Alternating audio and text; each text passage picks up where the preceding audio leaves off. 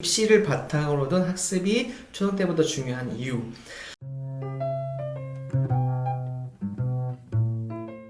자, 두 번째 질문 드려보겠습니다. 네. 입시라고 하면 초등, 중등 학부모님들께서 아직은 조금 멀잖아요. 그쵸, 여러분? 여러분 아직 주로 초등, 중등 학부모시니까 입시라 그러면 우리 아이는 아직 3년 남았어, 뭐 5년 남았어, 6년 남았어 이러실 텐데, 근데 이 책 표지를 보면 고등학교에 가서 입시 준비를 하면 이미 게임은 끝났다라고 이렇게 표현이 되어 있더라고요. 이게 도대체 어떤 의미인지, 그리고 중학교 때 좀 길러야 될 사실 역량은 무엇인지 조금 더 구체적으로 말씀을 주시면 좋을 것 같아요. 네. 제가 아이들을 학습을 지도하는 선생으로서 또는 입시를 지도하는 또 입시 전문가로서 지금은 예전과 많이 달라졌잖아요. 입시 자체가. 시험 한 방으로 대학을 가는 이제 그런 시대는 지나고 학생부 종합전형이라는 거, 수시라는 거는 기본적으로 과정을 평가하게 되어 있는 부분이죠. 그래서 고등학교 1학년을 올라가서 그 준비, 그 연습을 하기 시작을 하면 당연히 늦을 수밖에 없죠. 그렇죠. 왜냐면 그렇죠. 과정평가인데 네. 고1의 과정도 평가가 사실 되기 때문에 게다가 내신 자체가 고1 때 무너지면 사실 수시에서는 좀 어려워지죠. 네. 특히 학생부라는 이름이 붙는 전형에서는 쉽지가 않아진다. 그런 부분들에 대한 거. 그 다음에 아시다시피 고등학교로 올라가면 요즘 애들이 할 게 너무 많아요. 맞아요. 너무 많아요. 할 게 너무 많아요. 왜냐면 과목 수도 늘어나죠. 네. 어렵죠. 그리고 이제 수능 대비해야 되죠. 내신도 뭐 하여튼 전쟁이죠. 게다가 뭐 학생부 관리하라고 그러죠. 책 읽어야 되죠. 봉사활동 해야 되죠.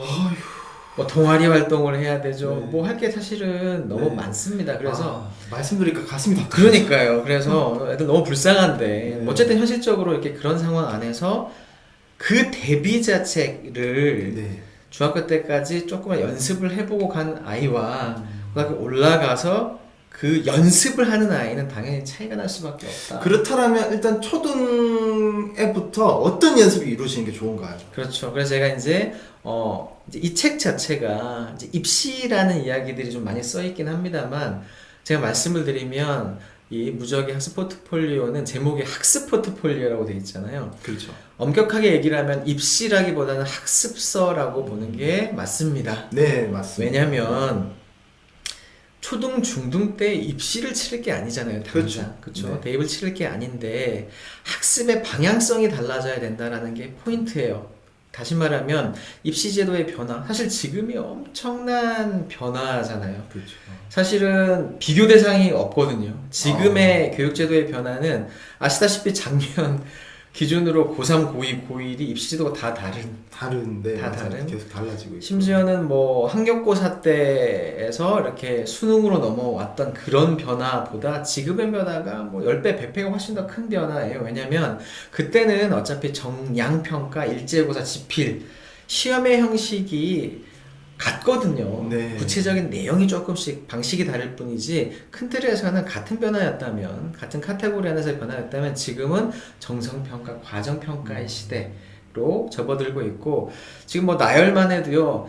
대입 개편안 재작년 발표된 애 또 작년에 발표됐죠. 2015 개정교육과정 됐죠. 또 뭐 수행평가 선원수령 확대가 되죠. 뭐 특목고 또 자사고 외고 국제고 또 폐지되죠.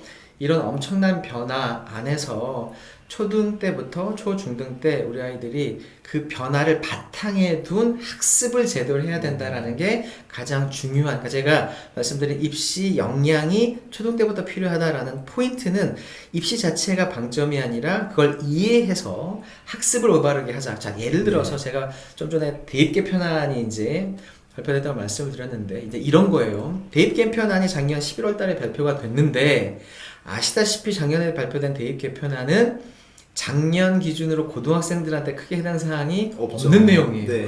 오히려 중학생과 초등 고학년한테 해당이 되는 내용이었단 말이에요. 네, 맞아요. 그렇죠. 자, 근데 대입 개편안이었고, 근데 그 내용을 조금만 말씀을 좀 드려보면 1차적으로 정규과정 이외의 비교과를 폐지하는 내용들. 다시 말하면 뭐 자소서가 폐지가 됐죠. 독서 활동도 대입에 반영이 되지 않아요. 개인적인 봉사활동도 또 되지 않고 수상 경력이라던가 이런 뭐 자율 동아리도 아예 이제 대입에서 빠져버리는 상태. 그럼 이제 이렇게 돼버리면 어떤 영향이 있게 되냐면, 게다가 학교 프로파일이라는 게 있습니다. 고등학교 소개서거든요. 고등학교들이 대학에 이제 내는 고등학교 소개서. 이거는 올해부터 또 폐지가 돼요. 다시 말하면 이런 전반적인 상황에서 비교과라는 중요성은 조금 줄어들고, 네. 반면 정량적인 요소, 저형 요소인 내신, 고교 내신이 엄청나게 더 중요해지는 상태가 되는 거죠. 그러면 학습의 방향성 자체를 당연히 그 내신, 고교 내신을 잘할 수 있는 방향으로 네. 학습을 해야 된다. 게다가 근데 조금 들여다보면, 그럼 내신 안에서는 어떤 변화가 있는가? 우리는 흔히 이제 중간 기말고사, 그쵸? 지필고사에만 익숙해져 있고, 특히 이게 우리 어른들이 더 문제예요.